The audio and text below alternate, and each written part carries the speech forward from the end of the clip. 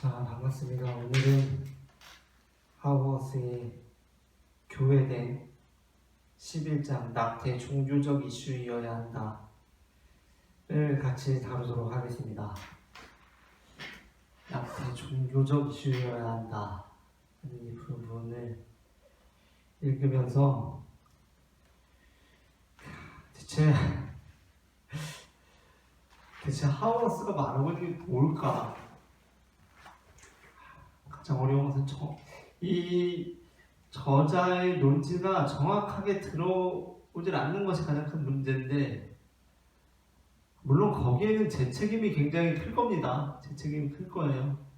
독자로서의 제 책임이 크겠지만, 제가 이전에 여러 가지 이제 주제들을 살펴보기도 했지만, 이제 성과 낙태 부분을 보면서 어떻게 보면은 굉장히 명확한 입장이 나올 만한 주제들이고, 또 충분히 그 논리나 그 전개가 쉽게 이해되게끔 정리할 수 있었을 텐데 그렇게 되지 않는 것 같아가지고 단순히 하우어스의 이 앞의 내용들이 개념이나 내용상 어려웠던 게 아니라 어떤 이 하우어스 특유의 정리되지 않은 듯한 이 글의 내용 때문이기도 하겠다라는 생각을 제가 하게 되면서 하우어스를 읽고 있고 제가 읽겠다고 했는데 참 쉽지만은 않다라는 생각을 하게 됐습니다. 그렇다고 해서 하우어스를 정한 것을 후회하는 것은 아니고, 왜냐하면은 하우어스를 제가 정했던 이유가, 하우어스의 책을 다른 걸 읽어보지는 않지만 마태복음을 제가 읽던 중이었는데, 그 마태복음을 읽던 중에 하우어스로 정했던 이유는 하우어스의 글이 잘 이해되지 않았기 때문인 것도 있거든요, 사실. 그러니까 무슨 얘기냐면, 잘 이해되는 책들이 있어요. 그냥 읽는 대로 쭉쭉 이해되는 책들. 그거는 물론 좋은 책들이 많죠. 잘 이해되는 책은 작가가 얼마나 많은 퇴고를 거쳐서 그 이해되기 쉽게 글을 작성해내겠습니까? 그러나 한편으로는 별로 생각할 거리가 없는 글들도 많아요. 그러니까 별로 생각할 거리가 없기도 하고, 그냥 깊이가 없달까요? 뭔가 깊이가 없달까요? 저희가 느끼기에는 그랬기 때문에 하우어스를 택했는데, 물론 이 지금 읽어가면서도 하우어스가 뭘 말하는 건지 잘 모르겠는 그런 게 있어요, 저도. 그러나 이제 전체적인 맥락 안에서 이제 이 부분을 살펴볼 텐데, 오늘은 특별히 낙태입니다. 낙태. 최근부터 우리나라도 낙태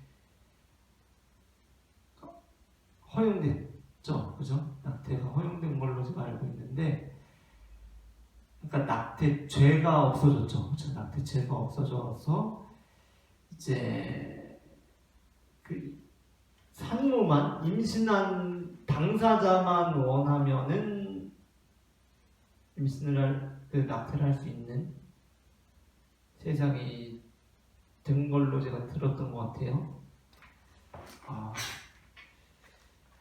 물론 우리가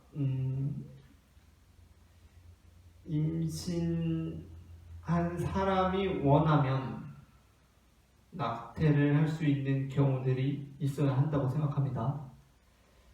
우리가 이 책에서도 다루지만 대표적으로 뭐가 있을까요? 성폭행이겠죠. 성폭행으로 임신했는데 그 사람이 만약에 자기 뜻대로 낙태를 할 수 없다면 그 사람은 성폭행 당한 것도 지금 완전 인생을 포기하고 싶은 그런 크나큰 정말 너무 절망적인 사건인데, 그 내 뱃속에 그 나를 성폭행한 그 성폭행범의 자식이 지금 태에 자리를 잡고 있다는 것을 어떻게 받아들일 수 있겠어요? 그거 네 선택 필요 없고 태아의 생명이 중요하다, 낙태 못한다라고 법적으로 규제한다면은 그거는 정말 그 성폭행 피해자를 두 번이 아니라 정말 처음엔 살짝 죽었는데 진짜 두 번째 너무 더 심하게 죽이는 꼴이 되는 거기 때문에 그런 부분에 대해서는 분명히 그러한 제도가 필요할 거라고 생각이 돼요. 그러나 임신 당사, 그러나 또 우리가 반대로 이렇게 생각해 볼 수도 있겠죠. 임신 당사자의, 물론 그럴 사람은 없겠지만 우리 교재에서도 낙태를 결정하는 사람, 여성들이 뭐 그렇게 쉽게 아무렇게나 하진 않겠지만 가벼워질 수는 있겠다라는 생각을 할 수 있겠죠. 예를 들어 임신에 대해서 여기에서도 피임에 관한 내용들이 잘 나오지만 낙태에 대해서 부주의해질 수는 있겠죠. 무감각해질 수는 있겠죠. 그죠? 그러니까 정말 극단적으로 치자면 그냥 막 임신하고 그냥 막 낙태하는 경우가 있을 수도 있겠죠. 그죠? 그러한 경우들을 생각할 때 우리가 이 낙태에 대해서, 그리고 여기에서도 보게 되면 임신에 대해서, 피임에 대해서, 자녀의 출산에 대해서 생각해보는 게 굉장히 중요합니다. 굉장히 중요한 문제. 물론 지금 이제 출산율과 관련해서는 뭐 더욱더 중요하다고 할 수가 있겠죠. 그러나 이제 하워스가 여기에서도 이제 질문하는 것은 무엇이냐면, 하워스는 계속해서 뒤집고 뭔가 그 이면을 보게 하고, 또 둘이서 논쟁할 때 그 둘을 어느 한편에서 비판하는 것이 아니라 거기로부터 한 걸음 더 떨어져서 둘 다 비판하고 새로운 길을 제시하고, 이런데 제가 보니까 좀 전문가적인 기질이 있는 것 같은데, 그러면서 어떻게 질문하냐면, 낙태는 이전에 성과 관련하여서, 낙태 역시도 사적인 영역이 아니라는 겁니다. 하워스는 낙태는 종교적인 영역이고 이외에는 공동체적인 영역이다라고 이제 하고 있는데, 낙태는 사적인 영역이 아니고, 그래서 낙태에 대해서 질문을 할 때 하워스는 무엇에 대해서 물어보냐면, 잉태란 무엇이냐라고 물어본다는 거예요. 잉태란, 자녀 출산이란 뭐냐, 임신이란 뭐냐를 우리가 고민해보고 생각해보아야 한다는 겁니다. 그러니까 이게 낙태라는 문제가 굉장히 그만큼 어려운 건데, 이제 여기에서도 다루지만 그 태아를 생명으로 볼 거냐 생명으로 보지 않을 거냐, 물론 그게 하워스의 주된 관심사가 아닙니다. 그러나 다루고 있긴 하죠. 태아를 뭐 생명으로 볼 것이냐 생명이 아니냐, 언제부터 그럼 생명이냐, 이런 문제들이 굉장히 어렵지만, 이제 하워스가 여기에서 또 한 하워스의 주장과 이제 연결해서 생각해 볼 것은, 자, 임신한 당사자의 결정에 의해서 낙태를 할 수가 있단 말이에요. 그러나 스스로 낙태를 할 수도 있겠지만 의사의 도움을 받을 수도 있겠죠. 그죠? 아마 열에 8, 9명은 의사의 도움을 받지 않을까요? 근데 그렇다면 의사는 어떻게 되느냐고, 의사. 자, 이 낙태라는 것이 지금 우리가 이 어떤 도덕적인 우리의 도덕적인 면을 건드리고 있는 거기 때문에, 의사는 어떻게 할 수 있느냐, 그 의사, 낙태에 있어서. 자, 우리가 병원에 갔을 때 의사가 저의 의사에 대해서 의사는 존중할 필요가 있죠. 제 의견을 존중해 줄 의무가 있습니다. 의사는. 무슨 얘기냐면, 제가 병원에 진찰받으러 갔을 때 의사는 저를 진찰해 줄 의무가 있죠. 그렇죠? 의사는 저를 진찰해야 돼요. 의사가 저를 진찰하지 않고 어떤 의학적이거나 다른 사회적으로 납득될 만한, 예를 들자면 뭐 개인적인 사정이나 이런 게 아니라 그냥 나에 대해서 진료를 거부하면 어떻게 될까요? 당신은 진료하지 않겠습니다. 제가 별로 당신을 내키지가 않습니다라고 하면 어떻게 될까요? 큰일 나죠, 그거는. 그죠? 그러면 안 되는 거잖아요. 의사는 환자를 진찰할 의무가 있단 말이에요. 그리고 환자가 진찰받기를 원하면 일단 받을 의무가 있고, 환자가 원하면 그것을 해줄 의무가 있죠. 어떤 의학적인 소견이 아닌 한, 무슨 얘기냐면 의사는 환자가 있으면 이를 치료할 의무가 있다는 겁니다. 그러니까 이 사람이 수술을 받고 싶어요. 그러면 수술을 해줘야 된다는 거예요. 의학적인 소견이 아닌 한. 그러니까 나는 어떤 의학적인 소견 외적으로 나를 거부하면 그건 안 되는 거잖아요. 근데 낙태에 대해서 생각해보세요. 낙태에 대해서. 임산부가 낙태를 원해서 왔어요, 병원에. 근데 의사가 준비가 안 됐어요. 낙태 수술을 하고 싶지가 않을 수 있잖아요. 그렇죠? 그런 경우들은 어떻게 이해해야 되냐는 거예요. 의사가 낙태 수술을 거부할 수 있을까? 거부할 권리가? 이런 부분들이 굉장히 미묘하기 때문에 이런 윤리적인 논의가 잘 이루어지지 않은 상황 속에서 어떠한 사회적인 제도와 풍조가 흘러가는 것에 대해서 우리는 어떻게 생각해야 될까, 어떻게 바라봐야 할까, 를 우리는 고민해야 한다는 겁니다. 이런 윤리적인 합의점들이 그만큼 중요하다는 거예요. 어쨌든 잘 이제 11장을 읽어봐야 될 텐데, 11장의 낙태 종교적 이슈이어야 한다라고 하면서 371페이지에 여기 중간쯤 보면 나는 낙태 문제가 각각의 행위자에게 속하는 사적 문제라고 생각하지 않는다라고 이렇게 말하고 있죠. 그러면서 그 마지막 이제 보시면 따라서 그리스도인에게 있어서 낙태의 의미 결정에 영향을 주는 내러티브적 맥락을 분석하고 그 내러티브가 자아와 공동체의 성품에 어떤 의미가 있는지 다루어야 할 것이다 라고 이렇게 말하고 있습니다. 이제 아까 제가 앞서 말했던 내용 안에서 이제 이 부분을 읽으면 조금 이해가 될 것 같은데 372페이지 마지막에서 셋째 줄입니다. 그리스도인은 낙태를 도덕적으로 불행한 일로 간주해야 하며 낙태를 회피할 모든 노력을 기울여야 한다. 더구나 그리스도인은 다른 사람들이 낙태하지 않도록 최선을 다해 도와야 한다. 하지만 낙태라는 것 자체가 결코 용인될 수 없다는 뜻은 아니다. 비극적이기는 하지만 낙태가 도덕적으로 용인될 정황들이 있기 마련이다. 특히 중요한 것은 기독교 공동체가 용인 가능한 낙태와 그렇지 못한 낙태를 식별할 도덕적 논법을 개발하여 우리의 양심이 그것을 지침 삼을 수 있게 해주어야 한다는 점이라는 겁니다. 하워스가 여기서 비판하고 있는 것은 뭐냐면 그 스스로도 기독교 윤리학자고 저 역시도 설교자고 목사지만 기독교 안에 이 방침이 없다는 거예요. 이에 대한 윤리적 지침이.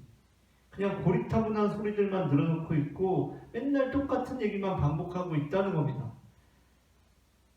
자, 이 상황 속에서 이 문제에 대한 충분한 윤리적 논의들이 이루어져야 하고 이에 대한 지침들이 제시되어야 한다는 겁니다. 스스로 그리고 저 스스로에게도 그렇게 비판하는 거겠죠. 자, 374페이지의 마지막 둘째 줄에 하워스의 주요한 질문이 나타납니다. 우리는 세상에 태어날 자녀들을 환영하기 위해 어떤 사람이 되어야 하는가? 라는 질문이 먼저 와야 한다. 말하자면 태아는 살 권리를 가진 인간인가 하는 질문이 아니라 그리스도인은 태아를 어린이로 대우함에 있어서 어떻게 존중하고 배려해야 하는가의 질문이 우선이라는 점을 기억해야 한다. 라는 겁니다. 이것이 하워스가 말하고 있는 거고요. 또 특별히 낙태와 관련해서 한 가지 다루고 싶은 것이 있는데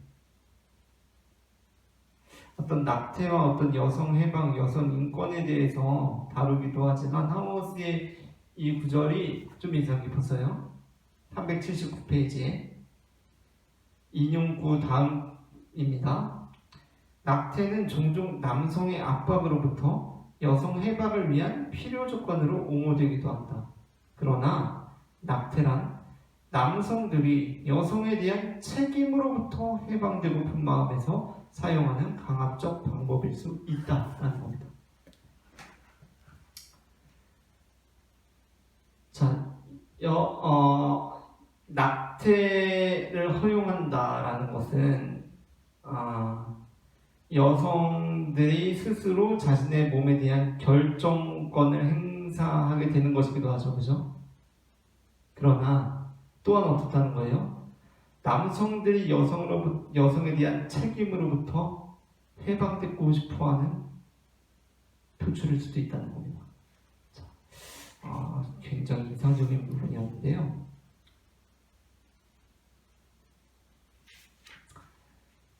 자, 이렇게 낙태에 대해서 다루면서 이제 그 뒤에는 그러니까 낙태와 관련해서 특별히 임신과 피임이 다루어질 수밖에 없잖아요, 그죠?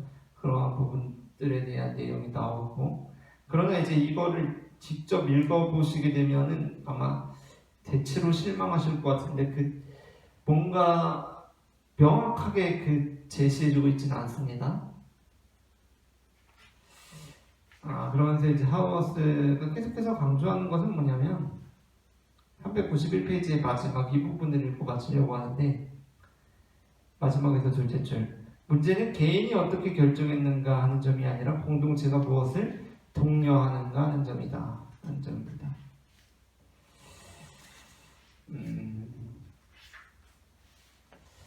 자, 하우어스가 이제 이런 지금까지 우리가 하나님의 나그네된 백성 보고 교회들 보면서 이런 정말 실제적인 주제를 다루는 거는 이 부분에 들어서 이제 처음 성하고 낙태에 관련해서 이제 처음으로 다루게 되는 것 같은데, 이 부분을 보게 되면서 느끼고 있는 것은 뭐냐면 확실히 하우어스가 보고 있는 이 교회와 세상의 관계는 교회가 하나님의 식민지라는 관점이에요. 교회는 하나님의 식민지가 되어야 된다. 자, 세상은 하우어스의 관점에서 보자면 이미 하나님과 관계없는 곳입니다. 이미 우리가 직접적으로 막 참여하고 거기에 막 직접 정치적인 이슈들에 막 나서고 이래서 개선될 수 있는 곳이 아니에요. 하우어스의 입장에서 보면 세상은. 그러나 교회는 아니라는 거죠. 교회는. 그러면서 우리가 보다 집중해야 될 곳이 어딜까를 생각해 보게 되는 것 같아요. 왜냐하면 저의 입장이기도 한데, 우리가 특별히 지난주에도 다루고 이번 주에도 다루고 있고 동성애라든가 낙태라든가 이런 문제들 있지 않습니까? 세상이 많이 변하고 있어요. 그렇죠? 세상이 변하고 있습니다. 물론 우리가 그 세상을 바꾸기 위해 나아가는 건 역시 가치 있는 일이 될 수도 있어요. 그러나 이제 하우어스의 강조점은 어디에 있냐, 그리고 저의 강조점이 어디에 있냐를 생각해 보면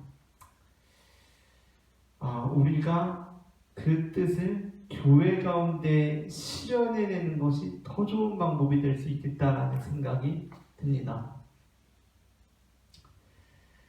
악마와 싸우다가 악마가 되지 말아라라는 격언이 있지 않습니까?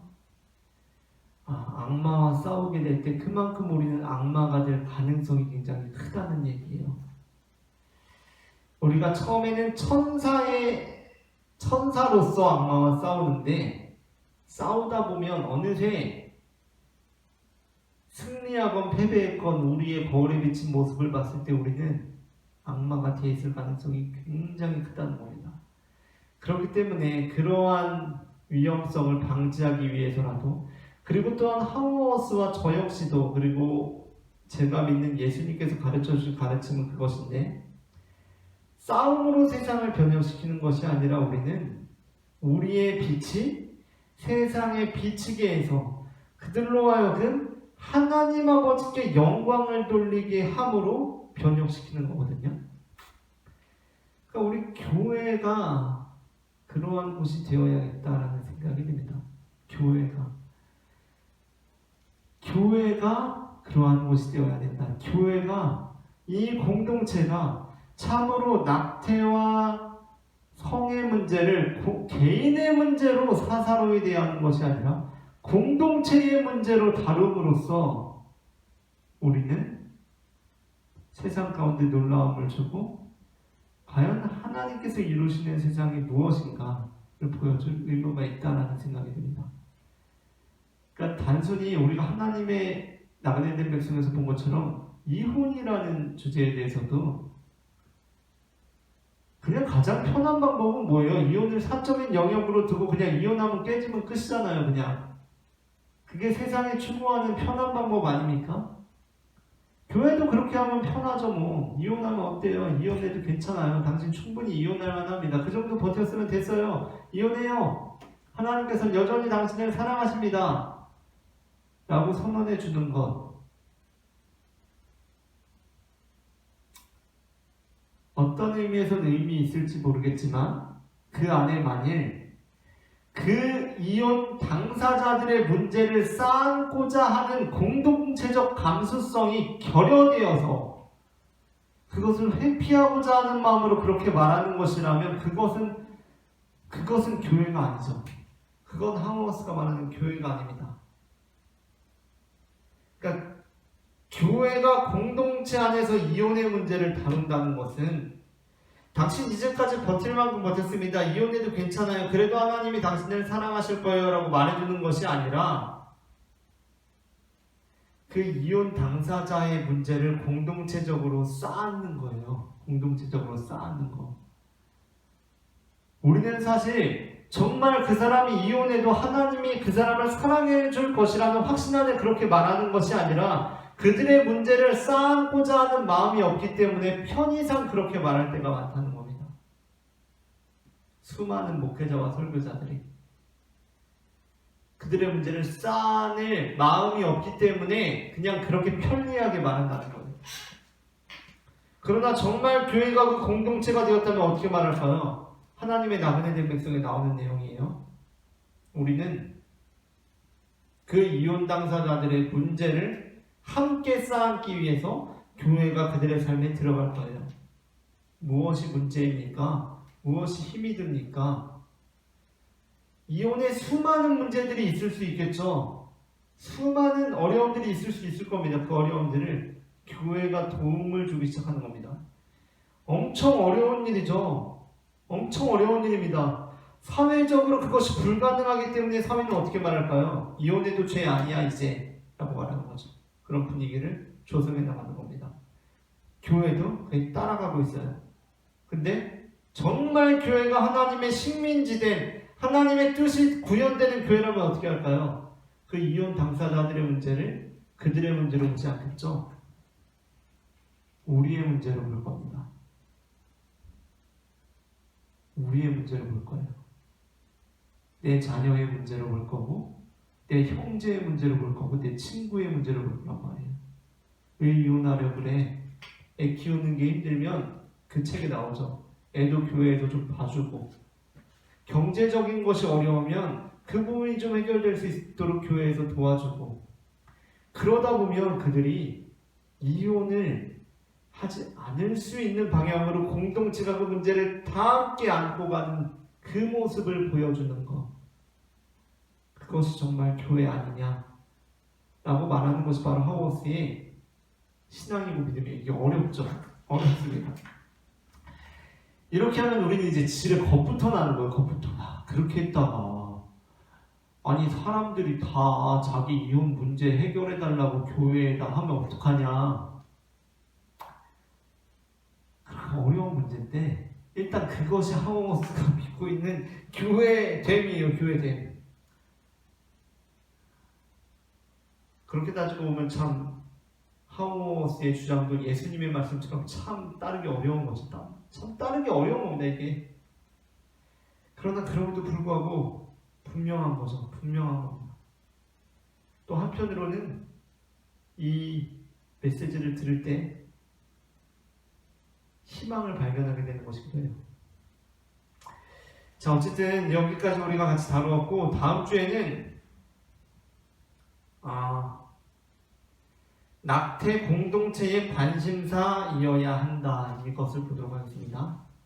낙태 공동체의 관심사이어야 한다, 이 마지막 12장을 함께 보도록 하겠습니다. 자, 그리고 이제 그 다음 주에 우리가 보게 될 것은 이제 12장으로 다음 주에 끝나고, 교회됨이 끝나고, 12장으로 교회됨이 끝나고, 정말 포착하기 어렵고 난해하고 참 저도 읽기 어렵지만 하우어스의 세 번째 서서 십자가 위의 예수를 함께 보도록 하겠습니다.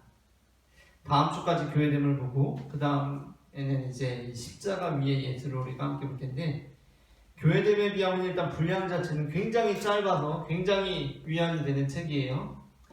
지금 우리가 마태복음 이제 강해 설교가 주일에 진행되는 것이 거의 예수님의 고난을 향해서 가고 있습니다. 예수님의 십자가에 거의 임박해 가고 있는데, 그와 관련하여서 우리가 십자가 위의 예수를 보는 것이 굉장히 의미가 있을 거라고 생각이 돼서 이 책을 정했고요. 예수님께서 십자가 위에서 7마디 말씀을 하십니다. 복음서에 보게 되면 그 말씀들에 대한 묵상을 담고 있는 책입니다. 다음 주까지 교회됨으로 보고 그 다음 주에는 십자가 위의 예수를 보도록 하겠습니다. 감사합니다.